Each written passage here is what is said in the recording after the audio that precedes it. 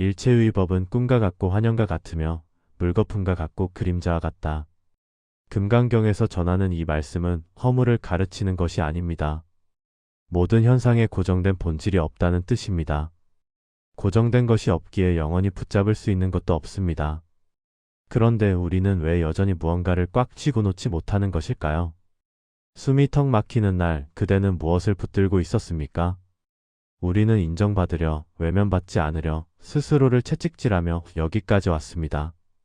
새벽같이 일어나 밥을 짓고 아이들 등을 떠밀어 학교에 보내고 직장에서는 누구보다 먼저 출근해서 누구보다 늦게 퇴근했습니다. 그렇게 20년, 30년을 달려왔습니다. 쉬면 뒤처진다는 두려움, 내가 안 하면 무너진다는 책임감이 매일 등을 떠밀었습니다. 그 마음으로 자식을 키우고 부모를 모시고 관계를 유지하고 세상에서 자리를 지켜왔습니다. 그래서 이제 와서 놓으라는 말이 포기처럼 들리고 패배처럼 느껴지는 것도 무리가 아닙니다. 그런데 시간이 조금만 지나면 그때 전부인 것 같던 일들이 사진 한 장처럼 멀어져 보입니다.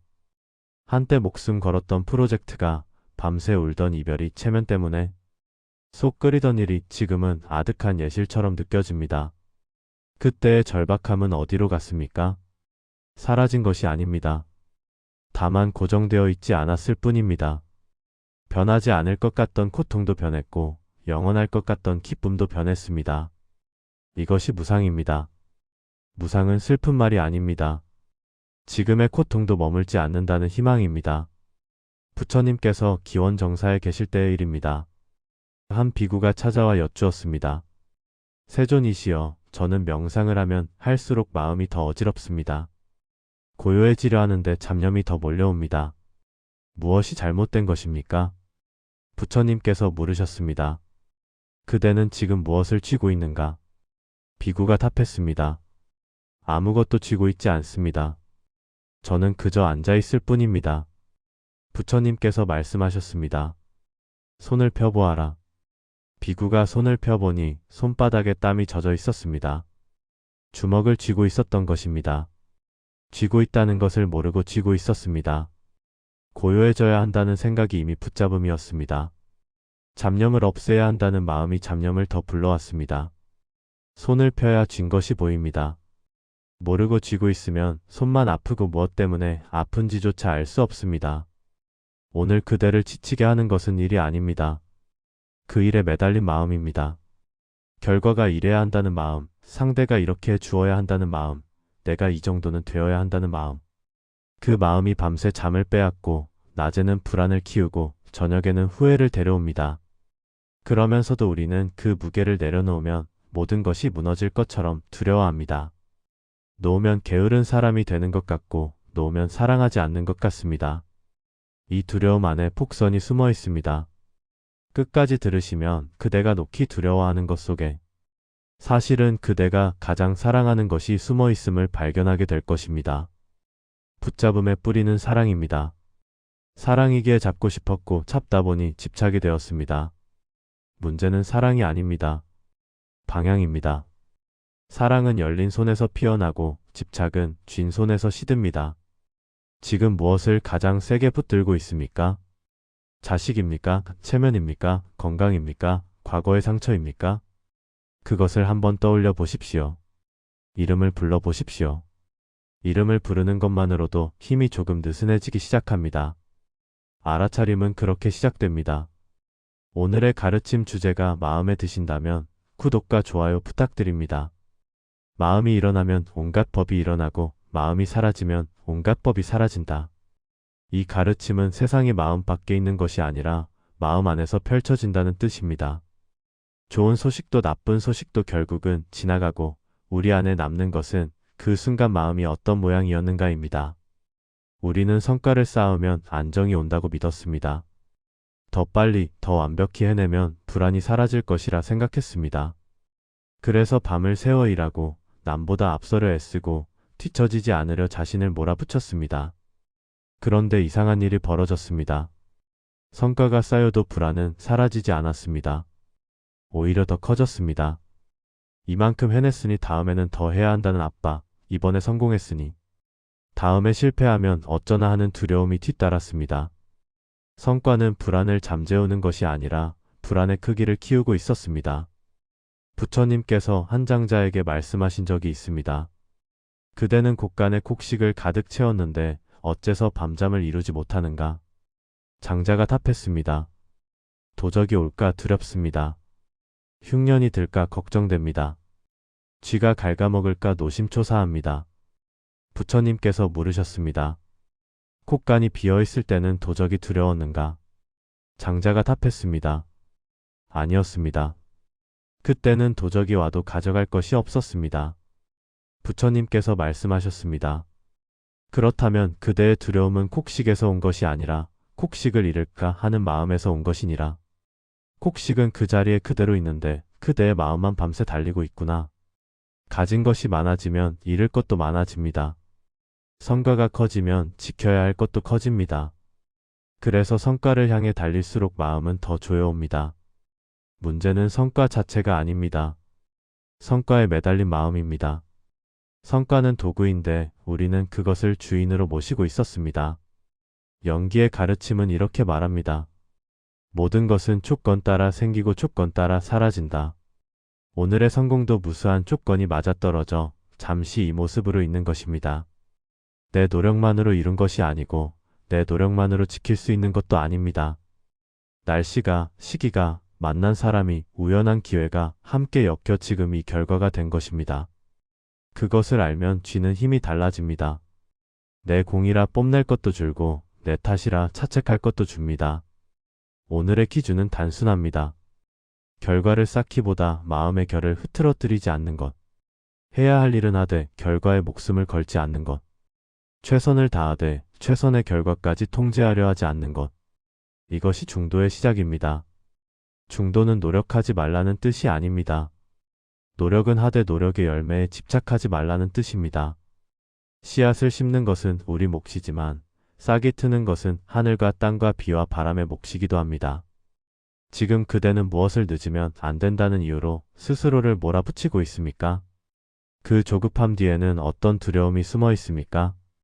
그 두려움의 이름을 한번 불러보십시오.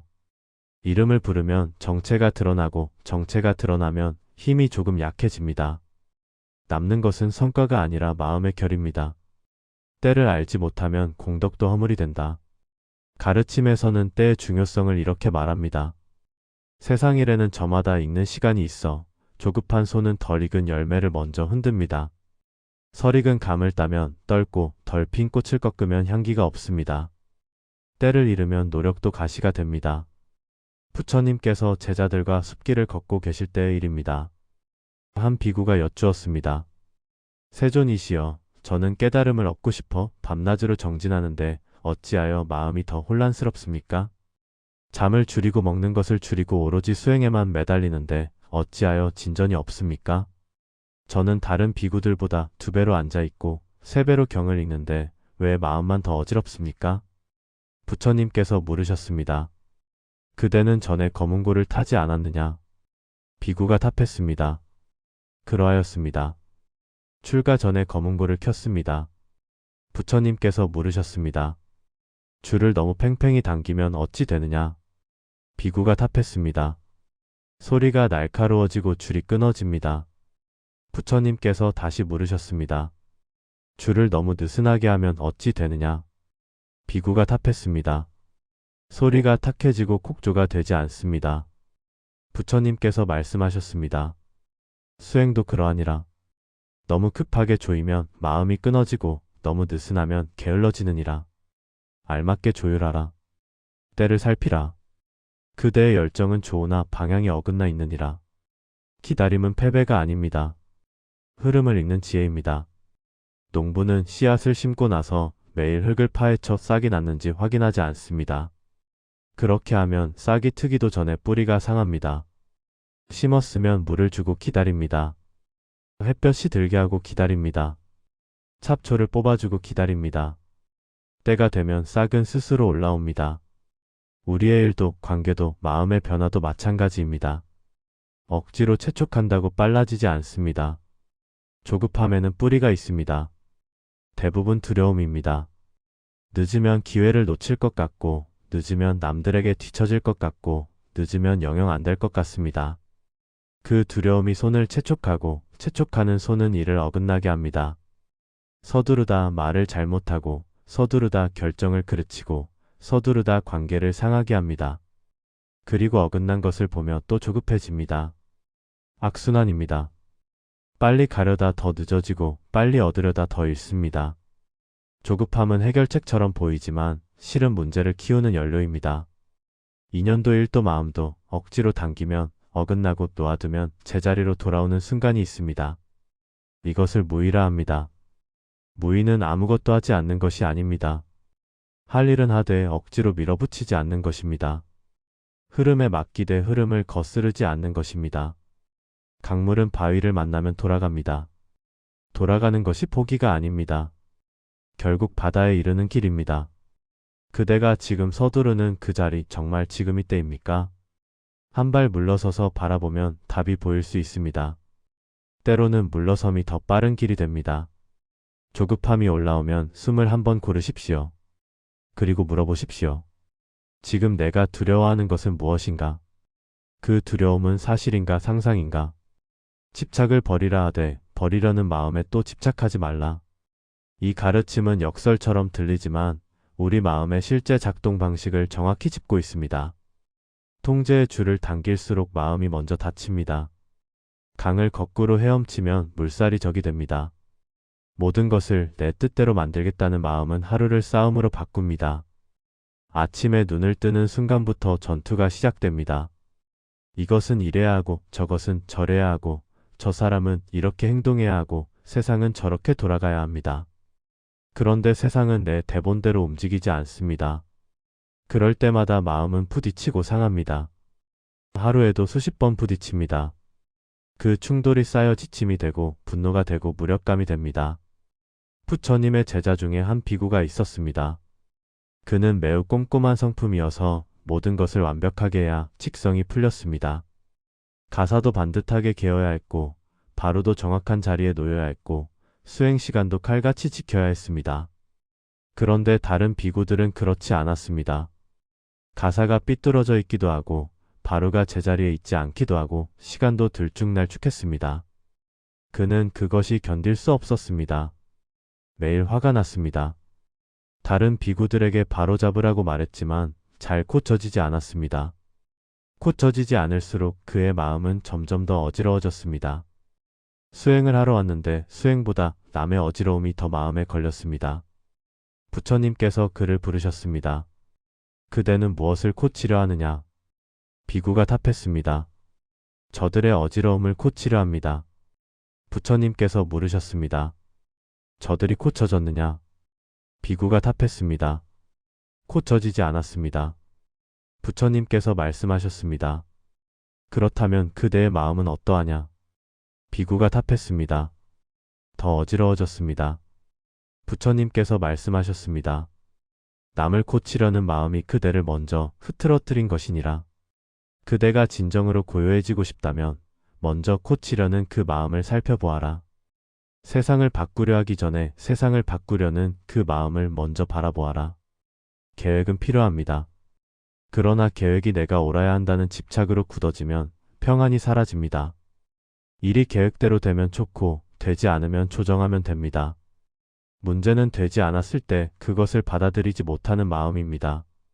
왜 안 되느냐, 누구 탓이냐, 어떻게든 되게 만들어야 한다는 마음이 스스로를 갉아먹습니다. 그래서 통제는 평안의 적입니다. 힘을 주면 줄수록 마음이 먼저 다칩니다. 중도는 포기가 아닙니다. 할 일은 하되 결과에 마음을 묶지 않는 길입니다. 활시위를 당기는 것은 내 몫이지만 화살이 날아간 뒤에는 바람과 거리와 관역의 몫입니다.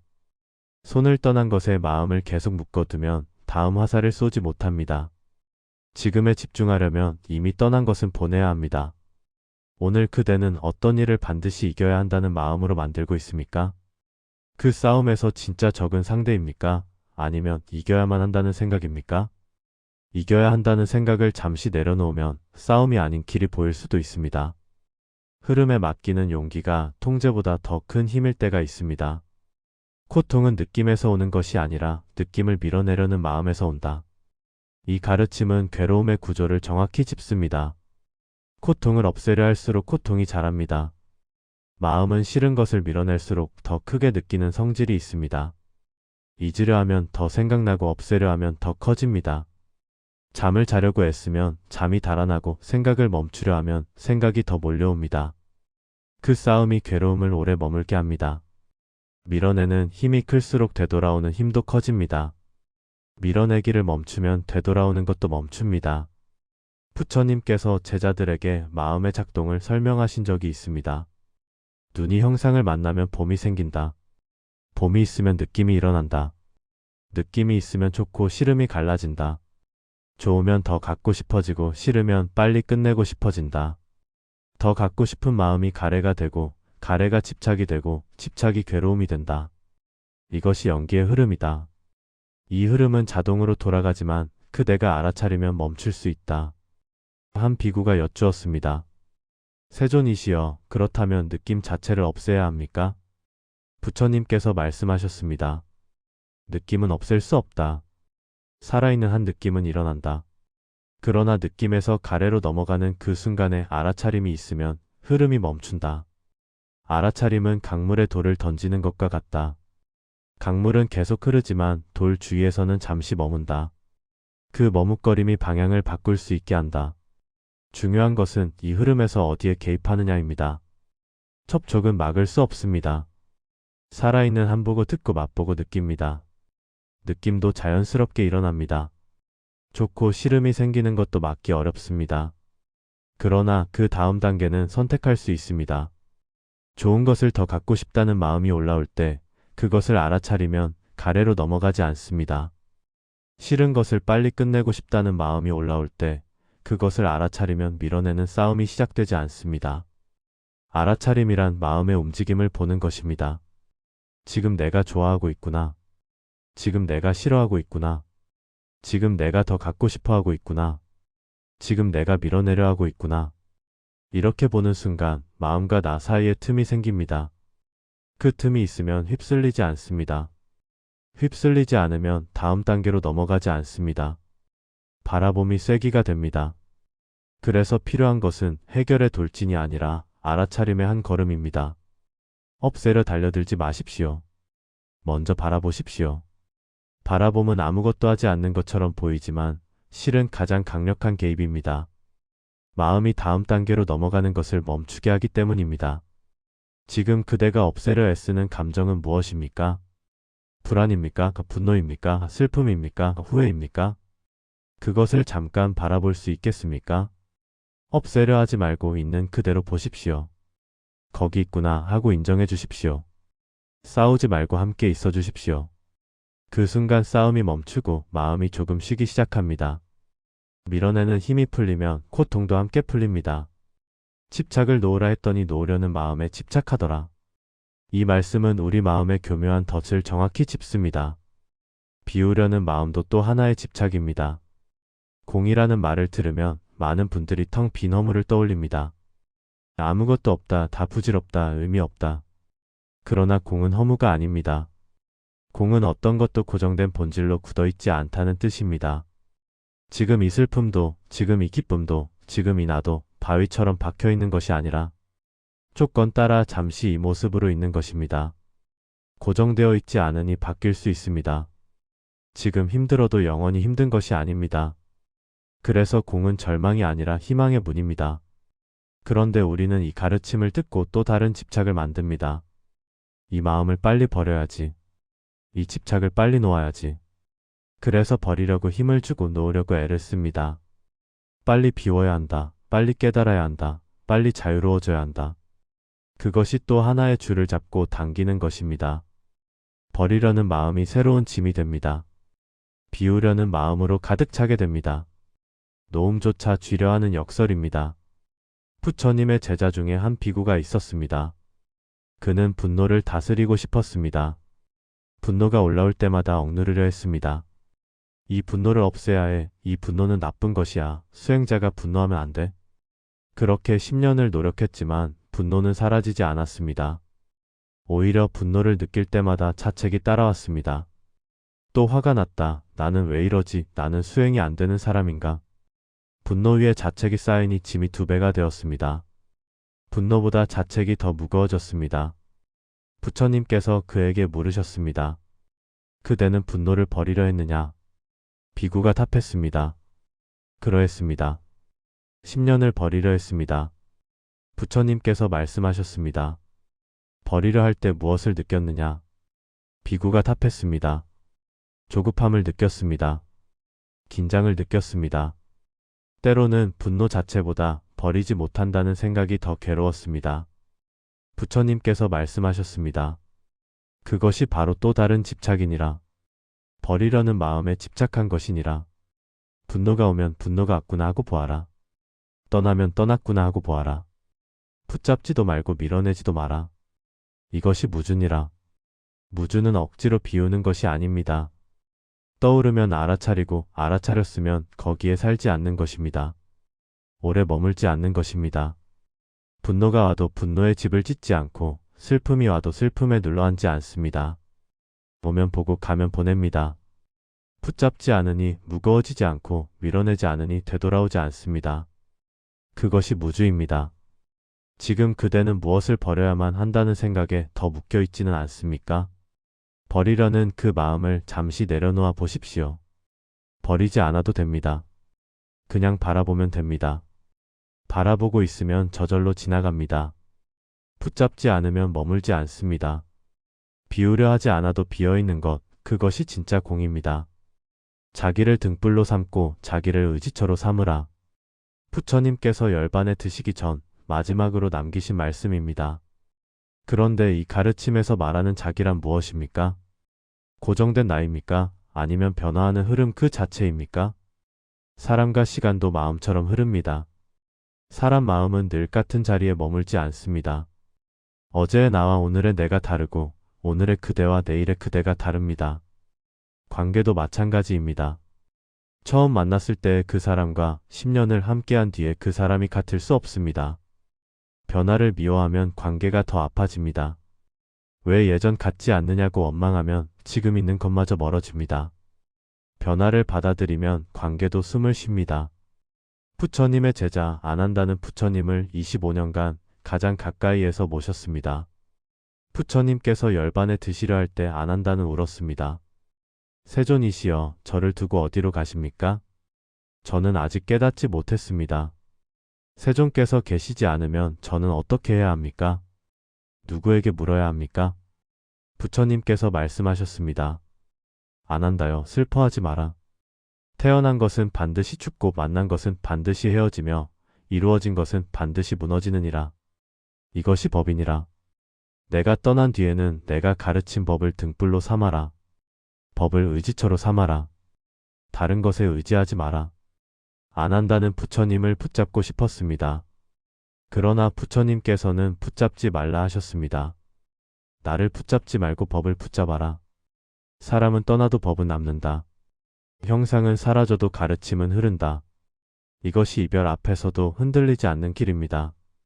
변화는 자연입니다. 변화를 거부하는 것이 고통입니다. 관계가 변했다고 슬퍼하기보다 변화 속에서도 함께할 수 있는 지점을 찾는 것이 지혜입니다. 모든 것이 변하기에 지금 이 순간이 소중합니다. 영원하지 않기에 더 아끼고 더 감사해야 합니다. 무상은 상실의 예고가 아니라 지금을 살라는 초대입니다. 비교는 또 다른 괴로움입니다. 남의 삶을 기준으로 내 마음을 재단하면 내 하루가 빼앗깁니다. 저 사람은 저렇게 사는데 나는 왜 이런가? 저 집은 저렇게 행복해 보이는데 우리 집은 왜 이런가? 그러나 보이는 것은 일부일 뿐입니다. 남의 삶은 남의 조건 위에 있고 내 삶은 내 조건 위에 있습니다. 비교는 조건이 다른 것을 같은 잣대로 재는 것이니 답이 나올 수 없습니다. 비교를 멈추면 내 삶이 보이기 시작합니다. 남은 시간을 어디에 쓸 것인가? 이것은 순위의 문제가 아니라 방향의 문제입니다. 더 많이 갖는 방향이 아니라 덜 붙잡는 방향입니다. 더 빨리 달리는 방향이 아니라 더 따뜻해지는 방향입니다. 체면에 쓸 에너지를 관계에 쓰고 후회에 쓸 시간을 지금에 씁니다. 방향이 바뀌면 같은 하루가 다르게 느껴집니다. 오늘 그대의 에너지를 가장 많이 빼앗는 관계와 비교는 무엇입니까? 그것을 한번 적어 보십시오. 적으면 보이고 보이면 선택할 수 있습니다. 흐름에 맡길 것은 맡기고 지금 할 수 있는 것에 마음을 모으십시오. 현상은 오되 머무르지 않고 가되 사라지지 않는다. 이 가르침은 중도의 핵심을 담고 있습니다. 있다와 없다 양 끝에 서지 않는 것, 그것이 마음이 쉬는 자리입니다. 내려놓음은 포기가 아니라 마음의 용기입니다. 처음으로 돌아가 보겠습니다. 숨이 턱 막히던 그날 그대는 무엇을 붙들고 있었습니까? 그리고 지금 이 여정을 함께 걸으며 무엇을 발견하셨습니까? 세상이 그대를 괴롭힌 것이 아니었습니다. 그대가 꽉 쥔 마음이 그대를 지치게 했던 것입니다. 일이 문제가 아니라 일에 매달린 마음이 문제였고, 관계가 문제가 아니라 관계를 통제하려는 마음이 문제였습니다. 결과가 문제가 아니라 결과에 목숨을 거는 마음이 문제였습니다. 첫 장에서 숨겨둔 폭선을 이제 꺼내보겠습니다. 그대가 놓기 두려워하는 것 속에 그대가 가장 사랑하는 것이 숨어 있다고 했습니다. 자식을 놓지 못하는 것은 자식을 사랑하기 때문입니다. 건강을 놓지 못하는 것은 삶을 사랑하기 때문입니다. 체면을 놓지 못하는 것은 인정받고 싶은 마음이 있기 때문입니다. 과거를 놓지 못하는 것은 그때의 무언가를 아직 사랑하기 때문입니다. 붙잡음의 뿌리는 사랑이었습니다. 그러니 붙잡았던 자신을 너무 미워하지 마십시오. 다만 사랑의 방향을 바꾸면 됩니다. 쥐는 사랑에서 여는 사랑으로, 통제하는 사랑에서 믿어주는 사랑으로. 부처님께서 말씀하셨습니다. 집착하면 괴롭고 놓으면 평안하다. 그러나 놓으려는 마음에 또 집착하지 마라. 오는 것을 막지 말고 가는 것을 붙잡지 마라. 일어남을 보고 사라짐을 보고 거기에 머물지 마라. 이것이 무준이라. 무준은 비어있되 살아있는 상태입니다. 고정된 것이 없기에 자유롭고 자유롭기에 자비가 흐릅니다. 오늘 바로 할 수 있는 작은 실천을 드리겠습니다. 첫째, 숨을 천천히 3번 고르십시오. 들이쉬며 일어남을 보고 내쉬며 사라짐을 보십시오. 이것만으로도 마음이 한 박자 쉽니다. 둘째, 지금 붙들고 있는 것의 이름을 종이에 적어 보십시오. 이름을 붙이면 거리가 생기고 거리가 생기면 힘이 느슨해집니다. 셋째, 그중 하나만 오늘 하루 조금 덜 붙들어 보십시오. 완전히 놓지 않아도 됩니다. 조금만 느슨하게. 그것만으로도 다릅니다. 넷째, 하루를 마무리할 때 스스로에게 물어보십시오. 오늘 나는 무엇을 조금이라도 내려놓았는가? 이 작은 물음이 쌓이면 삶이 바뀝니다. 현상은 오대 고정되지 않습니다. 있다고 할 수도 없고 없다고 할 수도 없습니다. 이것이 중도의 자리입니다. 이 자리에서 마음은 가벼워지고 자비는 더 쉽게 나옵니다. 붙잡을 것이 없으니 두려울 것도 없고 지킬 것이 없으니 싸울 것도 없습니다. 그대가 오늘 내려놓을 하나는 무엇입니까? 그리고 그 자리에 어떤 향기를 남기고 싶습니까? 비운 자리에는 바람이 들고 바람이 드는 자리에는 꽃이 핍니다. 마지막으로 한 문장만 남기겠습니다. 쥔 손을 펴는 순간 삶이 숨을 쉬기 시작합니다.